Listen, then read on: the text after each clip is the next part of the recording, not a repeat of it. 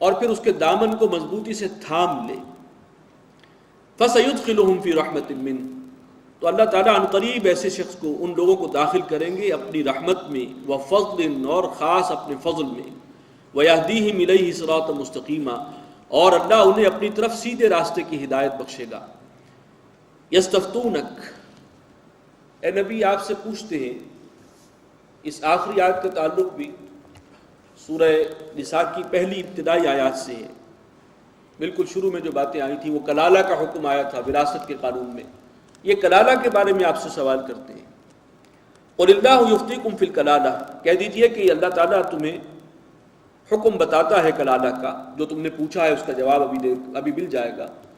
وہ سوال یہ تھا کہ وہاں پر جو کلالہ کا حکم تھا اصل میں وہ سوتیلے بھائیوں سے متعلق تھا، میں نے اس کی وضاحت کی تھی۔ وہ بھائی کے جو کسی کے اس اعتبار سے سوتیلے ہیں کہ ماں تو ایک ہے لیکن وہ کسی اور باپ سے اس کی اولاد ہے، اور اس حوالے سے اس کے وہ بھائی بنتے ہیں۔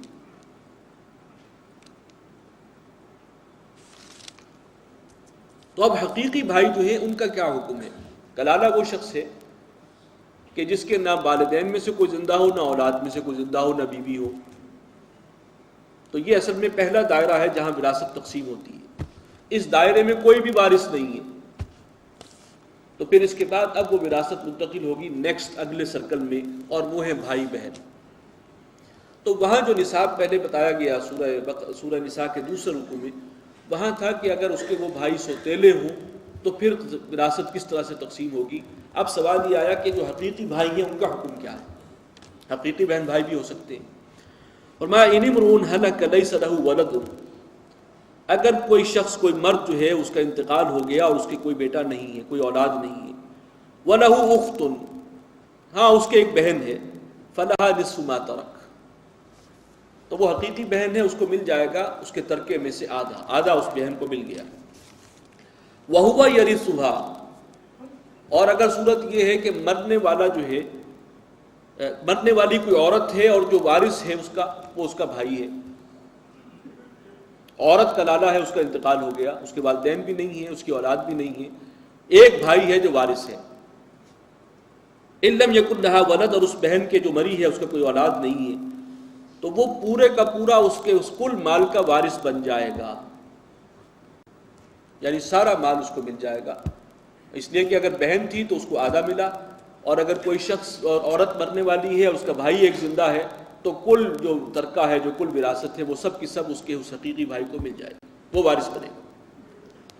فَإِنْ كَانَتْ اثْنَتَيْنِ، اور اگر دو بہنیں ہوں، فَلَهُمَا الثُّلُثَانِ، تو ان دونوں کے لیے 2/3 ہے، 1/3 ہر ایک کے لیے، مما ترک، اس مال میں سے کہ جو چھوڑ کر مرا ہے مرنے والا۔ وَإِنْ كَانُوا إِخْوَةً رِجَالًا وَنِسَاءً، اور اگر وہ کئی ہوں بہن بھائی، اس کے رشتے میں بھائی ہیں اور وہ متعدد ہیں، کئی ان میں مرد ہیں کئی عورتیں ہیں، فَلِلذَّكَرِ مِثْلُ حَظِّ الْأُنثَيَيْنِ، تو ان بہن بھائیوں میں وہ وراثت تقسیم ہوگی اسی قانون کے تحت کہ مردوں کو دوہرا حصہ ملے گا عورتوں کے مقابلے۔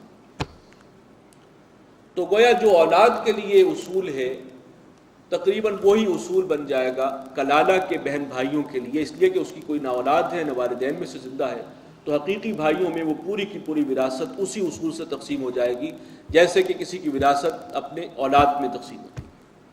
یبین اللہ لکم ان تضلوا، اللہ تعالیٰ یہ تمہارے لیے اپنے احکامات کو واضح طور پر بیان کرتا ہے، وضاحت سے بیان فرماتا ہے تاکہ تم گمراہ نہ ہو جاؤ۔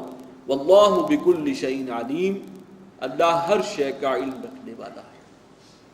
بارک اللہ لی ولکم فی القرآن العظیم ونفعنی وإیاکم بالآیات